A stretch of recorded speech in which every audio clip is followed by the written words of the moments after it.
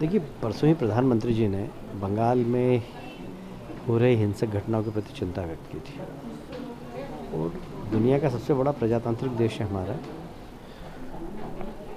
प्रजातंत्र में हिंसा को कोई स्थान नहीं है। मुझे लगता है कि इस प्रकार की हिंसक गतिविधियां संचालित करने वाले लोगों को प्रजातंत्र में मतदान ही प्रक्रिया है जिससे उनके हौसले पस्त हो सके। आने वाले विधानसभा के चुनाव में इस हिंसक राजनीति के खिलाफ बंगाल की जनता खड़ी होगी और इस मानसिकता को नेस्तनाबूद करेगी और एक अच्छे प्रजातंत्र की वहाँ पर स्थापना होगी। सर, कई घटनाएं हो रही हैं, रुकने का नाम नहीं ले रही हैं, तो क्या राष्ट्रपति राज्यपाल शासन लगाए जाने की नौबत आ चुकी है? हम तो मांग कर रहे हैं, पर अब ये निर्णय करना केंद्र सरकार का काम है और हमने चुनाव आयोग से भी कहा कि यह निष्पक्ष मतदान लोग कर सके ऐसा वातावरण बनाइए, क्योंकि अभी के वातावरण में तो निष्पक्ष चुनाव नहीं हो सकते। तो चुनाव आयोग के साथ हम मिलकर वहाँ पर निष्पक्ष चुनाव हो, लोगों का डर ख़त्म हो, भय ख़त्म हो, वो बहुत ज़रूरी है।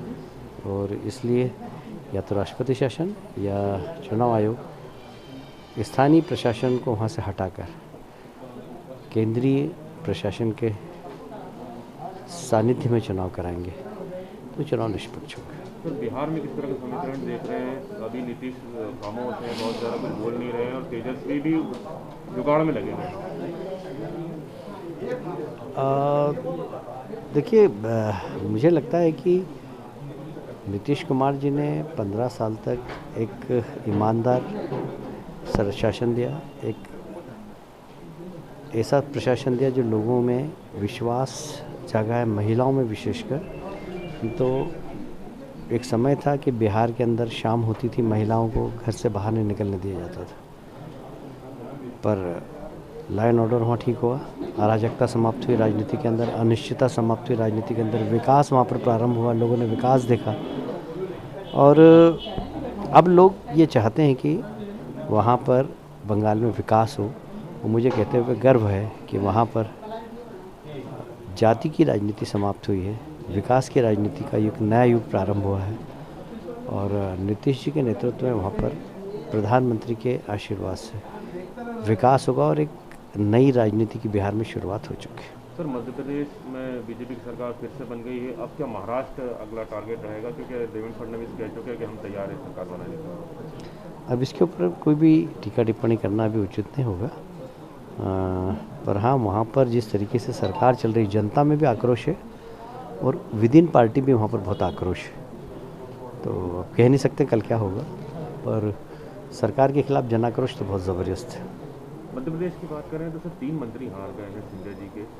अब जो मंत्रिमंडल बनना है, क्या उसमें सिंधिया जी के कोटे को जगह दी जानी चाहिए या कोई और नया चेहरा हो सकता है?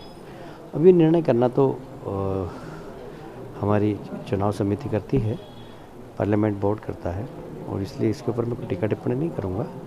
पर हाँ, जो भी योग्य हो, यह भूल कर कि ये सिंधिया जी का आदमी है, ये फलाना आदमी, अब सिंधिया जी चूँकि भारतीय जनता पार्टी के हिस्से होगा तो सब भारतीय जनता पार्टी के हैं, तो जो योग्य होगा उसे अवसर प्रदान करना चाहिए। इंदौर शहर से सर एक भी मंत्री नहीं है, क्या लगता है आपको होना जरूरी है? हाँ, होना चाहिए। तुलसी सिलावट जी सांवेर से हैं वैसे, ग्रामीण है सर, पर इंदौर से भी होना चाहिए।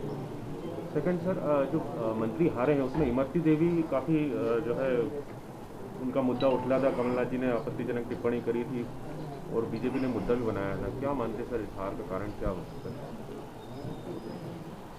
ग्वालियर चंबल संभाग में मुद्दे अलग होते हैं मतदान के, मालवा निमाड़ में मुद्दे अलग होते हैं। वहाँ कास्ट समीकरण बहुत मायने रखता है और इसलिए अभी मैंने समीक्षा तो नहीं की, इमरती देवी के हारने से मैं दुखी भी हुआ, पर वहाँ पर जाति समीकरण इस प्रकार का बैठा कि इमरती देवी हार गई, तो वहाँ मुद्दे कुछ अलग प्रकार के होते हैं चंबल ग्वालियर में, इसलिए अभी कुछ भी कहना जल्दबाजी होगी।